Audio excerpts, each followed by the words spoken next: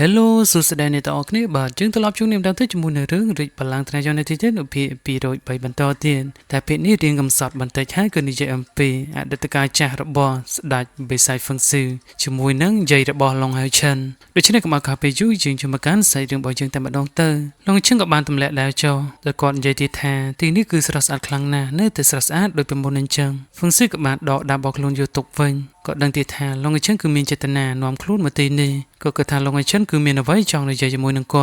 ត់ថាពិតមែនហើយថែមទាំងបានហៅហ្វឹងស៊ឺថាលោកតាទៀតផងធ្វើគាត់ផ្អើលយ៉ាងខ្លាំងក៏សួរទៀតថាតើឯងដឹងរឿងនេះតាំងពីកាលគឺនៅឯច្រកទ្វារសម្រាប់បិសាចធ្វើគាត់ភ្ញាក់ផ្អើលខ្លាំងមែនទែនតែទឹកមុខលក្ខណៈដូចជាមិនសូវជាភ្ញាក់ប្រមាណនោះទេហើយគាត់ក៏ដឹងថាឡុងអញ្ចឹងគឺជាចៅប្រុសរបស់គាត់តាំងតែពីពេលជួបគ្នាដំបូងមកម្លេះឡុងអញ្ចឹងក៏បានបញ្ជាក់ទៀតថាដំបូងឡើយវាគ្រាន់តែជាអារម្មណ៍តិចតួចសម្រាប់គាត់តែប៉ុណ្ណោះតែរាល់ពេលដែលគាត់បានជួបជាមួយនឹងហ្វឹងស៊ឺក៏ធ្វើឲ្យអារម្មណ៍នៃទំនាក់ទំនងនោះវាកាន់តែខ្លាំងក្លាឡើងនេះគេហៅថាឈាមរត់រឈាមពិសេសនៅពេលដែលគាត់បានក្លាយទៅជាទីទេពនេះអារម្មណ៍នៃខ្សែឈាមនោះវាហាក់បីដូចជាបានងើបឡើងនៅក្នុងសរសៃឈាមនៅក្នុងរាងកាយរបស់គាត់គឺគាត់អាចតាក់ទងតាមរយៈខ្សែឈាមនៃនាគរាជសួរអញ្ចឹងមុនពេលដែលសង្គ្រាមរវាងពួកគេនឹងត្រូវបញ្ចប់អាចជាវគ្គក្រោយតែកំឡុងពេលនេះគាត់ចង់ស្ដាប់អំពីរឿងរបស់តារបស់ខ្លួនតាំងតែពីដំបូងមកម្លេះហើយគាត់ក៏មិនចង់ឲ្យម៉ាក់របស់គាត់នឹងយំតទៅទៀតនោះដែរគាត់ក៏មិនបាននិយាយអ្វីច្រើននោះដែរក៏បានសម្ដែងនៅទឹកមុខក្រៀមក្រំបន្តិចគាត់ថារឿងនេះគឺធម្មតានោះទេគឺលោកយាយរបស់ឯងមានឈ្មោះថាលីងឈៀននាងពិតជាដូចឯងខ្លាំងណាស់ដែលពោពេញទៅដោយបេះដូងនៃភាពក្លាហាននេះគឺជារូបភាពនៃអតីតកាលនារីដ៏ស្រស់ស្អាតម្នាក់ដែលកំពុងតែដាំផ្កានៅក្រោមដើមឈើដ៏ធំមួយដើមនោះគឺជាយាយរបស់ឡុងអឆិននឹងឯងដែលត្រូវជាគូស្នេហ៍របស់ហ្វឹងស៊ឺដែលជាតារបស់គាត់នេះមានឈ្មោះថាលីងឈៀនខណៈពេលនោះក៏បានលេចចេញនៅហ្វូងបិសាចមួយក្រុមក៏បានទៅរកនាងបិសាចនោះក៏បានលាន់មាត់ទៀតថាគឺជានាងទៀតហើយហេតុអីក៏នាងចេញមកដាំផ្កានៅទីនេះរាល់តែយប់អញ្ចឹងវាធុញទ្រាន់ខ្លាំងណាស់វាធ្លាប់សម្លាប់នៅសមាជិករបស់នាងអញ្ចឹងដល់ពេលដែលត្រូវសម្លាប់នាងម្ដងហើយនៅពេលដែលចូលទៅនឹងក៏នាងក៏បានបញ្ចេញនូវខែការពីយ៉ាងធំមួយតែក៏ត្រូវវិបំបែករាងកាយក៏បានធ្លាក់ទៅខាងក្រោមអ្នកពេលជួបគ្រោះថ្នាក់ពន្លឺនៃថ្មពុលយ៉ាងខ្លាំងក៏បានបាញ់ចេញមកបំផារាងកាយពួកវាឲ្យទៀតទៅម្ខាងនេះក៏ត្រូវបានជួយសង្គ្រោះដោយហ្វឹងស៊ឺនៅរាត្រីនោះហើយរាត្រីនោះគឺពិចារពេញវងស្រស់ស្អាតខ្លាំងមែនទែនហើយក៏ជាថ្ងៃដំបូងដែលពួកគេបានជួបគ្នាហ្វឹងស៊ឺក៏បានបញ្ចេញនៅព្រលឹងនៃនាគសួររបស់គាត់អំណាចនៃដង្ហើមដ៏ខ្លាំងដែលធ្វើឲ្យពួកបិសាចនោះមានការបាត់ភ័យវាក៏បានសួរទៅកាន់ហ្វឹងស៊ឺទៀតថាតើឯងគឺជានរណាទៅសូម្បីតែស្ដេចបិសាចក៏វាមិនស្គាល់ផងហ្វឹងស៊ឺក៏តទៅវិញទៀតថាកុំឲ្យយើងនិយាយពីដងឯសឯងឆាប់ចាក់ចេញទៅវាក៏បានចេញដោយសារតែខ្លាចនៃដង្ហើមដ៏ខ្លាំងរបស់ហ្វឹងស៊ឺទំនាក់ទំនងនៃក្របពូជពួកគេគឺកាន់តែជ្រៅឡើងទោះបីជានេះគ្រាន់តែជាការចាប់ផ្ដើមពេលនោះដូចជាលីងឈៀនបានស្លាប់បាត់ស្មារតីនៅពេលដែលនាងភ្ញាក់ដឹងខ្លួនឡើងមកក៏បានឃើញហ្វឹងស៊ឺអង្គុយដុតភ្នក់ភ្លើងមួយនៅចំពោះមុខខ្លួននាងក៏បានរាយរាប់ទៀតថានាងគឺជាក្រុមអ្នកប្រមាញ់បិសាចថ្នាក់អធិរាជលេខ27នាងមិនមែនជាអ្នកប្រយុទ្ធនោះទេគឺជាអ្នកព្យាបាលមានឈ្មោះថាប៉ៃលីងឈៀនហើយក៏បានអរគុណទៅដល់ហ្វឹងស៊ឺដែលបានជួយជីវិតរបស់នាងផងដែរគាត់ក៏សួរទៀតថាហេតុអីក៏នាងមកដាំផ្កានៅទីនេះអញ្ចឹងតាមពិតគឺហ្វឹងស៊ឺឃើញនាងដាំផ្កានៅទីនេះរាល់យប់នេះគេឲ្យឈ្មោះថាផ្កាលីលីតាមពិតទៅគឺវារីកនៅពេលតែរាត្រីតែប៉ុណ្ណោះនាងដាំផ្កានេះគឺដើម្បីបួងសួងផ្ដល់នូវសុភមង្គលហើយសង្ឃឹមថាសមាជិករបស់ខ្លួនដែលបានស្លាប់ទៅពួកគេនឹងមានជីវិតរីករាយនៅជាតិក្រោយហើយនាងគ្រាន់តែសង្ឃឹមថានឹងនាំពួកគេត្រឡប់មកផ្ទះវិញគឺព្រលឹងរបស់ពួកគេដែលបានស្លាប់ទៅក្រោមដៃរបស់ពួកปีศาจហ្វឹងស៊ឺក៏មានការភ្ញាក់ផ្អើលជាខ្លាំងនៅពេលដែលនិយាយទៅដល់ផ្ទះតែហ្វឹងស៊ឺក៏សួរបញ្ជាក់ថាពួកគេមិនមែនជាបងប្អូនសាច់ញាតិរបស់នាងនោះទេហេតុអីបានជានាងត្រូវបន្ថយជីវិតបែបនេះគ្រាន់តែដើម្បីបញ្ជូនពួកគេព្រលឹងពួកគេទៅកាន់ផ្ទះនាងក៏និយាយទៀតថាបើសិនជាធីមរបស់ខ្លួនមិនអាចត្រឡប់ទៅផ្ទះនាងក៏មិនអាចត្រឡប់ទៅផ្ទះដូចគ្នាផងដែរនេះបើនិយាយអំពីមនុស្សគេហៅថាចំណងក៏សួរថាចំណងគឺជាអ្វីទៅតែវាមានតម្លៃជាងសាច់ញាតិបង្កើតទៀតមែនទេនាងក៏ប្រាប់ទៀតថាចំណងវាកើតចេញអំពីទំនាក់ទំនងនៃធម្មជាតិខណៈពេលដែលពួកគេបានរស់នៅជាមួយគ្នាដូចជាសាច់ញាតិអញ្ចឹងតែហ្វឹងស៊ឺមិនយល់នោះទេដោយសារតែគាត់គឺឯកាតែម្នាក់ឯងនេះក៏បញ្ជាក់ប្រាប់ទៀតថាដូចជាពេលនេះអញ្ចឹងខ្ញុំជាមួយនឹងលោករួមជាមួយនឹងឧបសគ្គនៃបទពិសោធន៍ជីវិតដែលធ្លាប់ឆ្លងកាត់ជាមួយនឹងគ្នាហ្វឹងស៊ឺក៏បានយល់អំពីចំណងដែលលីងឈៀនបានបញ្ជូលនាងផងដែរឬក៏ពួកគេក៏ចាប់ផ្ដើមចាក់កាន់តែជ្រៅទៅហើយក៏បានសួរទៅកាន់ថាគាត់គឺជានរណាតែលោកបញ្ជូលជាមួយនឹងបិសាចតែម្នាក់ឯងមែនទេគាត់ក៏ប្រាប់ទៀតថាគាត់មិនមែនជាក្រុមអ្នកប្រមាញ់បិសាចអ្វីនោះទេគាត់គ្រាន់តែជាអ្នកចម្បាំងអស្ចារ្យម្នាក់ គាត់នឹងសម្លាប់បិសាចណាស់ដែរឆ្លងកាត់មកគាត់លឹងឈានត្រេកអរជាខ្លាំងអញ្ចឹងមានន័យថាលោកគឺជាកូនប្រុសដ៏អស្ចារ្យនៃព្រះចាម្នាក់វាពិតជាអស្ចារ្យខ្លាំងមែនទែនតែក៏ប្រាប់ទៀតថាគាត់សម្លាប់តែបិសាចកប៉ិកប៉ុកណាដែលបង្កបញ្ហាតែប៉ុណ្ណោះលឹងឈានប្រាប់ទៀតថាបេសកកម្មរបស់ខ្លួនគឺត្រូវតែបញ្ចប់នៅកិច្ចការចំនួន10ក៏ប៉ុន្តែបេសកកម្មទី1របស់នឹងគឺបរាជ័យរួចទៅហើយដែលសមាជិកពួកគេត្រូវបាត់បង់នៅអាយុជីវិតក៏ប៉ុន្តែអ្នកដែលស្លាប់ទៅនោះពួកគេក៏ទទួលនៅសំណងពីសំណាក់ផងដែរមិនមែនឲ្យស្លាប់ងាយៗនោះទេហើយឈ្មោះពួកគេត្រូវបានចារនៅក្នុងសំណាក់នៃភាពរុងរឿងនៃទីក្រុងពិសិដ្ឋដើម្បីឲ្យមនុស្សចំនួនក្រោយចងចាំនូវឈ្មោះនៃការលះបង់របស់ពួកគេហើយកិច្ចការនេះគឺមិនអាចធ្វើតែម្នាក់ឯងនោះទេបើអញ្ចឹងនាងក៏ចង់ជួលហ្វឹងស៊ីវឲ្យជួយខ្លួនដើម្បីបញ្ចប់នៅបេសកកម្មទាំង10គាត់ភ្ញាក់ឲ្យជាខ្លាំងនេះគឺជាមនុស្សដំបងដែលចង់ជួលគាត់ក៏បញ្ជាក់ប្រាប់ទៀតថាតម្លៃនៃការជួលរបស់គាត់គឺមិនថោកនោះទេនាងក៏សួរថាតម្លៃប្រមាណនាងនឹងសាកល្បងគាត់ក៏តបទៅវិញទៀតថាពិតជាគួរឲ្យចាប់អារម្មណ៍ខ្លាំងមែនទែនគាត់ក៏បានយល់ព្រមនាងក៏សុំសួរឈ្មោះរបស់ហ្វឹងស៊ីវគាត់ប្រាប់ថាគាត់ឈ្មោះថាហ្វឹងលីងអញ្ចឹងខ្ញុំមិនដឹងថាហ្វឹងស៊ីវឬក៏ហ្វឹងលីងមួយណាជាឈ្មោះពិតនោះទេបើសិនអ្នកនេះដឹងអាចជួយខមមិនប្រាប់ម្នាក់មួយផងហ្វឹងលីងគឺមានន័យថាអ្នកបញ្ជាខ្យល់នៅក្នុងពិភពមួយនេះហ្វឹងដូចជាខ្យល់ពួកគេក៏បានបន្តនៅបេសកកម្មរបស់ខ្លួននិងក៏បានមកជួបជាមួយណាបិសាចដដែលហេតុអីក៏នាងទៀតហើយគ្រាន់តែជាអ្នកព្យាបាលម្នាក់តែប៉ុណ្ណោះក៏មិនចង់ញ៉ៃញ៉ៃតែនាងក៏តបទៅវិញទៀតថាលើកនេះយើងមិនខ្លាចឯងនោះទេអាខ្លាខងនោះក៏បានបញ្ចេញសម្រែកបន្តិចហ្វឹងស៊ីក៏បានបង្ហាញខ្លួនវាក៏បានតាក់ទងតាមរយៈព្រលឹងបញ្ចេញនៅនាគសួរយ៉ាងធំគំរាមអាខ្លាខ្មុំនោះធ្វើវាផិតភ័យក៏បានរត់ចូលរួចខ្លួនតែម្ដងនាងក៏មិននឹកស្មានថាពួកបិសាចនេះខ្លាចហ្វឹងលីងរបស់ខ្លួនដល់ថ្នាក់នេះនោះទេពួកគេក៏បានចូលមកសំណាក់ខាងក្នុងក៏បានឃើញនៅផ្លាកបញ្ជាមួយគឺជាបេះដូងគ្រីស្តាល់ដែលពួកបិសាចនោះបានលួចពីពួកគេនាងសប្បាយចិត្តខ្លាំងមែនទែននៅពេលដែលរកវាឃើញហើយក៏បានយកវាខ្សែរំលឹកវិញ្ញាណក្ខន្ធនៃសមាជិករបស់ខ្លួនដែលបានស្លាប់ទៅថានេះបានបញ្ចប់នៅបេសកកម្មរបស់ខ្លួនបានមួយហើយកុំឲ្យពួកគេនឹងបារម្ភពីខ្លួនអីអាចជាមិនយូរនោះទេនាងនឹងអាចបញ្ជូនព្រលឹងរបស់ពួកគេទៅកាន់ផ្ទះវិញហើយបន្ទាប់មកក៏បានសុំឲ្យហ្វឹងលីងនឹងឃ្លាតឆ្ងាយពីនាងបន្តិចនាងក៏ចាប់ផ្ដើមបួងសួងធ្វើការបញ្ជូននូវព្រលឹងរបស់ពួកគេទៅកាន់ផ្ទះពេលនោះផ្កាលីលីក៏បានរីកឡើងល្មមតែឈ្មោះពេញវាគេហៅថាលីលីនៃក្តីសង្ឃឹមតែខ្ញុំអត់ចង់និយាយវែងឆ្ងាយគឺខ្ញុំសូមហៅថាផ្កាលីលីតែមួយម៉ាត់តែម្ដងទៅវាងាយស្រួលជាងនាងបួងសួងបានមួយសន្ទុះខណៈពេលនោះក៏បានលើកចេញនៅហ្វូងបិសាចមួយក្រុមបោលយ៉ាងលឿនចំពោះទៅរកនាងចាប់ផ្ដើមវិវហាតែហ្វឹងស៊ីក៏បានចូលមកការពារសម្រាប់ពួកវាចោលតែម្ដងក៏បានលូកដៃដើម្បីឲ្យនាងងើបឡើងមកទំនាក់ទំនងពួកគេកាន់តែស៊ីជម្រៅខ្លាំង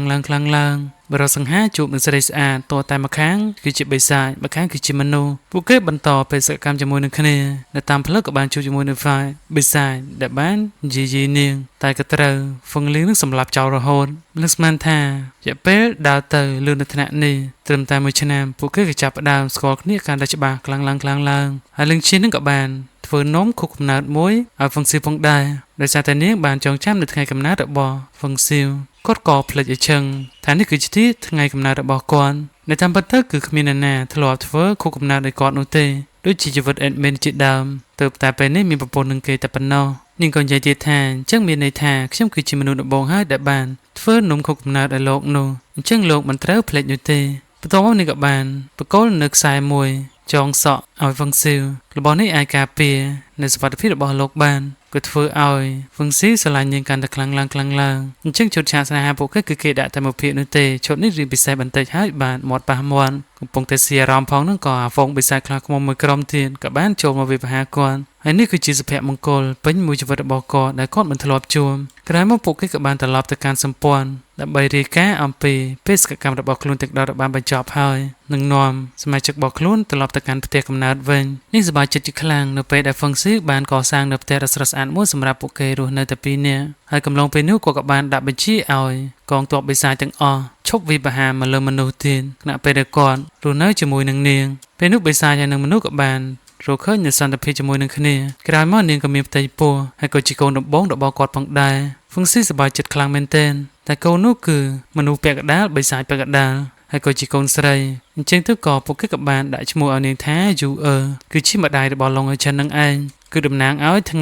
នៃព្រះច័ន្ទពេញវង្សដែលពួកគេជួបគ្នាជាលើកដំបូងហ្វឹងស៊ីស្រឡាញ់លឹងឈៀនខ្លាំងមែនទែនទោះបីជាត្រូវលះបង់ជីវិតរបស់គាត់ក៏គាត់ស៊ូធ្វើនោះដែរខណៈពេលនោះធម្មពលយ៉ាងខ្លាំងក៏បានផ្ទុះចេញពីពោះរបស់នាងគាត់ក៏ដឹងទីថានោះគឺជាកម្លាំងនៃទរណកម្មទេពរបស់អតិទេពដែលបានឃុំឃាំងនៅ បង្កល់នេករិតបិសាចសួររបស់ហ្វុងស៊ីវមានន័យថាកម្លាំងទេពមួយពឺប្រឆាំងជាមួយនឹងសសរបិសាចរបស់នេករិតសួរដោយសារតែកូននេះគឺមានផ្ទុកនៅធម្មពលពីរមនុស្សផងហើយនិងបិសាចផងវាកំពុងតែប្រឆាំងគ្នាទៅវិញទៅមកអញ្ចឹងហ្វុងស៊ីវក៏បញ្ញាប្រើប្រាស់នៅធម្មពលបិសាចរបស់ខ្លួនដើម្បីជួយសង្គ្រោះនាងដែលដឹងទៀតថាធម្មពលទាំងពីរនេះគឺមិនអនុញ្ញាតឲ្យឈាមរបស់ខ្លួនកើតនៅក្នុងពិភពមួយនេះបាននោះទេគឺវាចង់សម្លាប់លឹងឈៀនតែពេលនោះគឺគាត់អាចគ្រប់គ្រងវាបានមកដល់អាសន្នហើយគាត់ក៏បាននាំលឹងស៊ៀនមកកាន់សំណាក់ព្យាបាលគាត់ថែមទាំងបានបកគលនៅដាវរបស់គាត់មួយទៅឲ្យនាងដើម្បីការពារនូវសុវត្ថិភាពរបស់នេះគឺផ្ទុកនៅធម្មពលនៃនេករិសួរយ៉ាងខ្លាំងអ្នកល្មមគឺមិនអាចយកឈ្នះដាវនេះបានទេ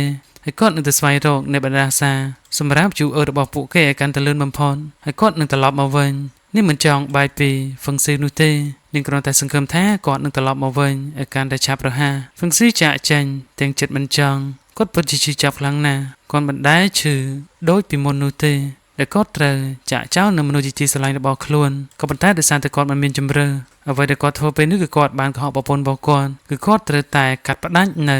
ទំនាក់ទំនងរវាងកម្លាំងនៃទរណកម្មទេពជាមួយនឹងសសរនាគសួររបស់គាត់ដើម្បីជួយសង្គ្រោះកូនហើយនឹងលិង្គឈៀនរបស់គាត់ផងដែរពេលនោះពួកគេនឹងមានសុវត្ថិភាពគាត់ត្រូវតែបញ្ចប់នៅកិច្ចការនេះឲ្យកាន់តែលឿនបំផុតនិងត្រឡប់ទៅជួបនាងក៏ប៉ុន្តែរយៈពេលកន្លងផុតទៅយ៉ាងយូរលិង្គឈៀនគឺតែងតែហូបអាហារតែម្នាក់ឯងនៅក្នុងបន្ទប់អញ្ចឹងនាងក៏មានអ្នកបម្រើរបស់ខ្លួនដែររយៈពេលកន្លងទៅ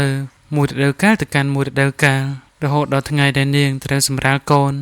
នាងឈឺពោះតែម្នាក់ឯងក៏ប៉ុន្តែក៏មានអ្នកបម្រើនៅទីនោះផងដែរពួកគេឲ្យនាងទ្រាំសិនទៅក្មេងនោះចិត្តកើតហើយគឺមានព្រះរាជានៃសំណាក់ព្យាបាលម្នាក់ដែលនៅទីនោះចាំការពារផងដែរនៅពេលដែលកូននោះកើតភ្លៀងធម្មពលពណ៌ស្វាយតំណាងឲ្យធម្មពលនៃបិសាចក៏បានផ្ទុះឡើងយ៉ាងខ្លាំងក៏បានបំផើងនៅអ្នកក្នុងបន្ទប់ឲ្យទៀតមកខាងក្រៅព្រះរាជានោះដឹងទៀតថានេះគឺជាធម្មពលនៃបិសាចចំហាយនៃធម្មពលបិសាចចេញពីរាងកាយរបស់យូអឺដែលជាម្ដាយរបស់ឡុងអេឈិនពួកគេក៏ដឹងទៀតថាក្មេងនេះគឺបិសាចពាក់កណ្ដាលមនុស្សពាក់កណ្ដាលអញ្ចឹងព្រះរាជានៃសំណាក់ព្យាបាលមិនអនុញ្ញាតឲ្យក្មេងនេះនៅរស់បានតទៅទៀតនោះទេដោយសារតែរាងកាយរបស់វាគឺប្រមូលផ្ដុំនៃធម្មពលបិសាចនេះមានន័យថាឪពុករបស់វាគឺជាអាទិទេពបិសាចក៏បានប្រើប្រាស់នៃធម្មពលដើម្បីទាញក្មេងនេះចេញពីលឹងឈៀនតែនាងមិនយល់ព្រមនោះទេកុំធ្វើបាបកូនខ្ញុំអីតែពួកគេមិនខ្វល់នេះគឺជាច្បាប់របស់ពួកគេឲ្យតែជាបិសាចមិនថាទារកឬក៏មនុស្សធំគឺពួកគេត្រូវតែសម្លាប់ចោលទាំងអស់ហើយក៏បានស្រូបទៅខាងក្រៅបញ្ជានៅកូនចៅរបស់ខ្លួន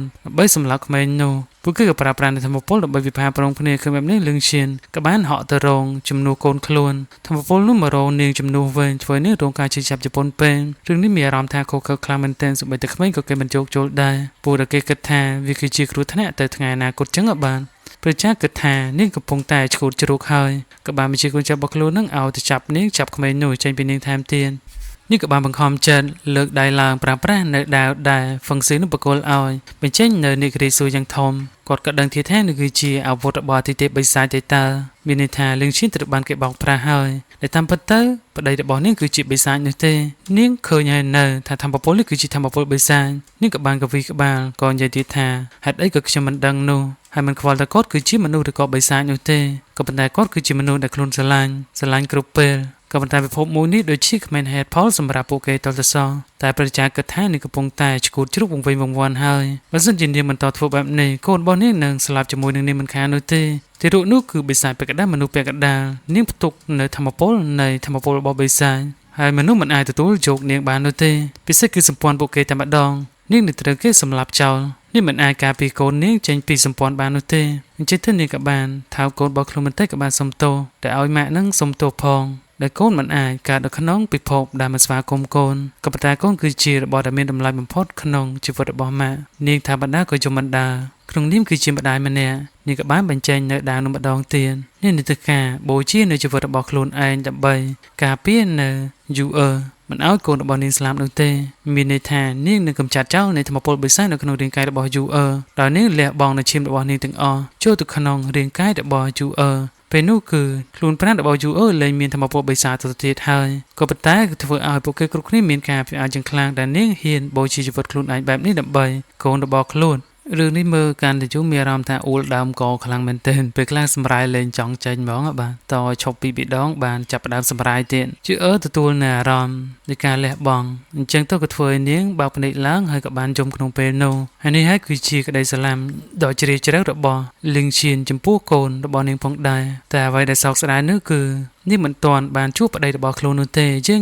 ងាកមកមើលហ្វឹងស៊ីវិញម្ដងគាត់ក៏បានត្រឡប់មកវិញតែគណៈពេលនោះគាត់រងរបួសធ្ងន់ធ្ងរខ្លាំងមែនទែនហើយគាត់ក៏ចងចាំនូវសន្យាថាគាត់នឹងត្រឡប់ទៅកាន់ផ្ទះរបស់គាត់វិញជួបជាមួយនឹងប្រពន្ធនិងកូនរបស់គាត់ក៏ប៉ុន្តែក៏មិននឹកស្មានថាអ្វីដែលគាត់វិភាគគឺខុសទាំងស្រុងគាត់គិតថាវានឹងអាចបញ្ចប់យ៉ាងឆាប់រហ័សតែមិននឹកស្មានថាវាកន្លងផុតទៅយូរដល់ថ្នាក់នេះខុសពីអ្វីដែលគាត់រំពឹងទុកតែយ៉ាងណាក៏ដោយក៏បានកាត់ផ្តាច់នៅទំនាក់ទំនងរវាងធម្មពលទេពេលហ្នឹងទៅសនៅនាគរីសួរតែនៅពេលដែលគាត់ត្រឡប់មកវិញគាត់បែរជាឃើញនៅភ្នូសពប្រពន្ធរបស់គាត់ទៅវិញគាត់ក៏ចាប់ផ្ដើមទន់ជង្គង់ភ្លាមទឹកភ្នែកក៏ចាប់ស្រក់ហូរលើថ្ពាល់ក៏ប្រាប់ទៀតថាបងត្រឡប់មកវិញហើយគាត់លើកនៅធម្មពលមួយក្តាប់វាបន្តិចផ្ទុះឡើងយ៉ាងខ្លាំងផ្កាលីលីនៃក្តីសង្ឃឹមក៏បានដកវាពេញនៃអូទ្វីបទាំងមូលវិណាណាដឹងថាមកមូលពីមូលហេតុអ្វីនោះទេក៏បានលើកដាវកាត់នៅចំណងដែលពន្ធបគាត់នឹងបានបកគលឲ្យផងដែរនេះគឺជាការជឿចាប់បំផុតជឿចាប់ជាងដែលគាត់ចាក់ចោលប្រពន្ធបគាត់ទៅទៀតហើយគាត់គ្រាន់តែសង្ឃឹមថាជាតិក្រោយពួកគេនឹងរស់នៅជាមួយគ្នាយ៉ាងមានសុភមង្គលអញ្ចឹងគាត់ជំពាក់ប្រពន្ធរបស់គាត់លីងឈៀនច្រើនខ្លាំងមែនទែនហើយនឹងយូអឺផងដែរគាត់គឺជាអ្នកបោកប្រាស់ប្រពន្ធរបស់គាត់គឺជាអ្នកនាំនាងជួបគ្រោះថ្នាក់គាត់ពិតជាមានការសោកស្ដាយជាខ្លាំងដែលនាំនាងដើរនៅផ្លូវនេះជាមួយនឹងខ្លួនអញ្ចឹងមុនពេលដែលសង្គ្រាមរវាងមនុស្សនិងបិសាចពួកគេនឹងត្រូវបញ្ចប់លោកអញ្ចឹងក៏បានប្រកល់នូវសម្បត្តិមួយដែលសរសេរដោយឈាមរបស់យាយរបស់គាត់ដែលគាត់សុំឲ្យលោកអញ្ចឹងនឹងយករបស់នេះប្រកល់ទៅឲ្យហ្វឹងស៊ីផងដែរគាត់ក៏ទទួលយកដែលទឹកមុខក្រៀមក្រំដែលក្នុងនោះនិយាយទៀតថាតាំងតែពីដើមរហូតដល់ចប់យូអឺនៅតែជាកូនរបស់យើងទោះបីជាពេលវេលាត្រូវបានបញ្ចប់នេះក៏បានការពីកូនរបស់នាងដោយសុវត្ថិភាពហើយបងមិនបានបោកប្រាស់ខ្ញុំនោះទេបងនៅតែជាហ្វឹងលីងគឺជាអ្នកបញ្ជាខ្យល់អូនស្រឡាញ់បងខ្លាំងណាស់តាំងតែពីដំបូងមកម្ល៉េះរហូតមកដល់ពេលនេះអូនមិនដែលសោកស្ដាយនោះទេបើសិនជាអាចត្រឡប់ពេលវេលាថយក្រោយនាងចង់មានតែពីគេពីអ្នកតែប៉ុណ្ណោះនាងក៏សរសើរនូវភាពក្លាហានរបស់ហ្វឹងលីងផងដែរ